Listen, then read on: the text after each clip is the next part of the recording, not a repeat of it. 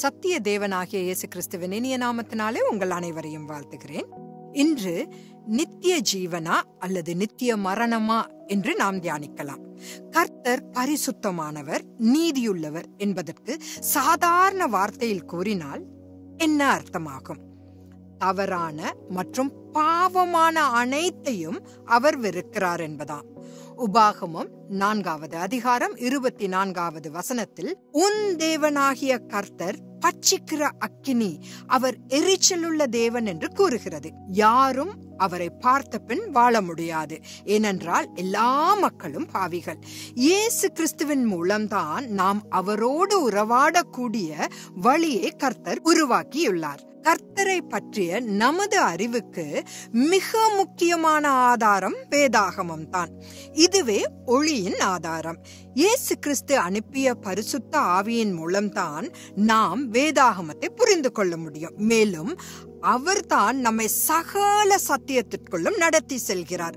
ஒவ்வொரு ஆணும் பெண்ணும் குழந்தையும் தம்மிடம் வர வேண்டும் என்று கர்த்தர் மிகவும் விரும்புகிறார். இதனால் நாம் நரகத்தில் நித்திய தண்டனையிலிருந்து காப்பாற்றப்படுகிறோம். ஜீவ புத்தகத்தில் நம் பெயர்கள் எழுத அவர் ஏங்குகிறார் என்று வெளிப்படுத்தல் 20வது அதிகாரம் 15வது வசனம் கூறுகிறது. கர்த்தருக்கும் நமக்கும் ஒரு பொதுவான எதிரி இருக்கிறான். அவனுடைய பெயர்தான் சாத்தான்.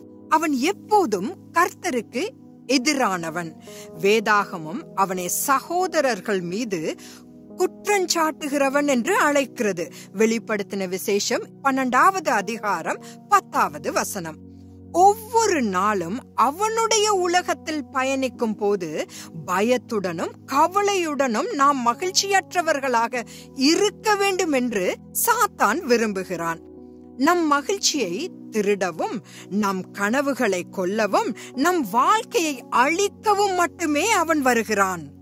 நாம் இயேசு கிறிஸ்துவை ஏற்றுக்கொண்டால் நித்திய ஜீவனை பெறக்கூடிய வகையில் தேவன் ஏற்கனவே அவனை கையாண்டிருக்கிறார். ஆதாமும் ஏவாளும் தேவனுக்கு விரோதமாக பாவம் செய்து சாத்தானிடம் ஒப்படைத்த இந்த உலகத்தை இயேசு கிறிஸ்து சிலுவையில் செய்து முடித்த கிரியையினால் மீட்டு கொண்டார். இயேசு கிறிஸ்துவின் இந்த செயலால் மட்டுமே சாத்தான் மனித குலத்தின் மீதான பிடியை இழந்தான். ஏதேன் தோட்டத்தில் ஏற்பட்ட படுதோல்விக்கு பிறகு நித்திய ஜீவன் மீண்டும் ஸ்தாபிக்கப்பட்டது.